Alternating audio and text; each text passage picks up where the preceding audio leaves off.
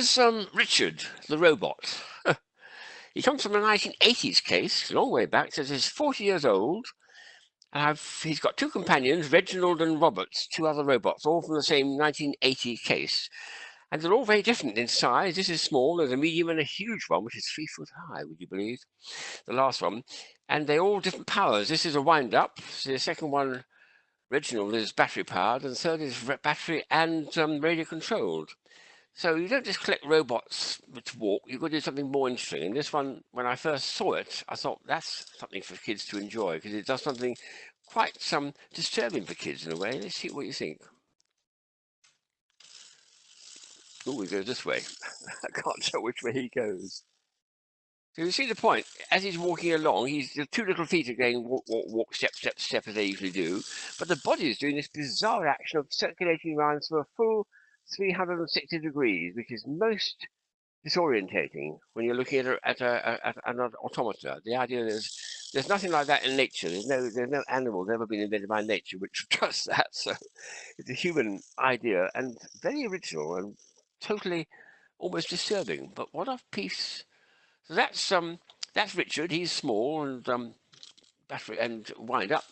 This one here is in a big box. Is the second one. Mr. Monster is called, and he's a big creature. This one. And this one is well, he's Reginald, isn't he? That's what his name is. But he's battery powered. There's batteries go in the back here. I think I can lift it up. There we are. And he does a quite endearing little action because he's got two pairs of feet, which again is nothing like that in nature, but it's a bit of fun. Let's see what he actually does. So.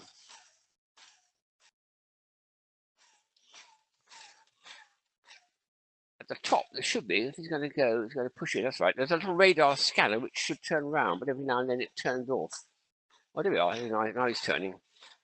And it also is supposed to have a light flashing as well. But isn't that bizarre as a creature?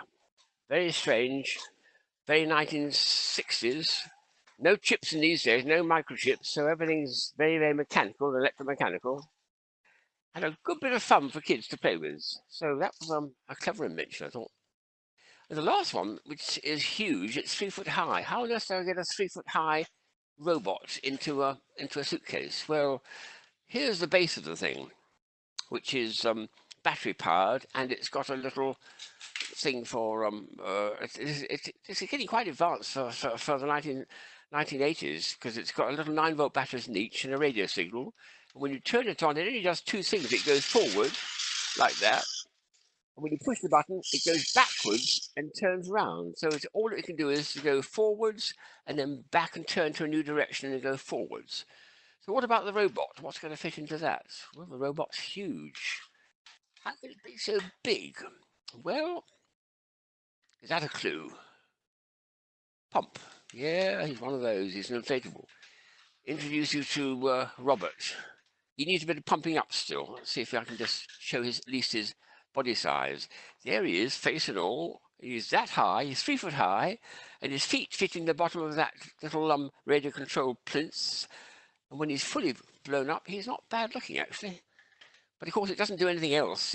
Remember, this is all very, very early days with no computer chips to help to make lots of multiple functions, etc. I'll give him a bit of a pump up so he's a little more personable. Daisy.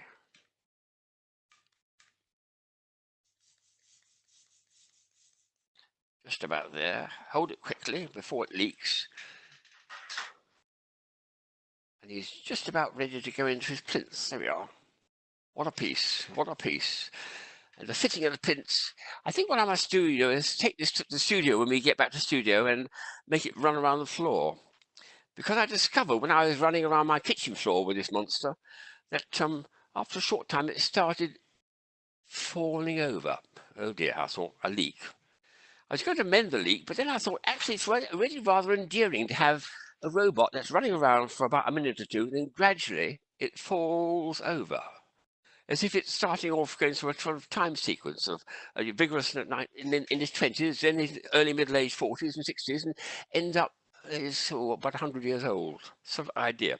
But it's certainly a fun thing to do. So I think we must get Robert out when we're in the studio and get him to run around the floor and do his act of falling over.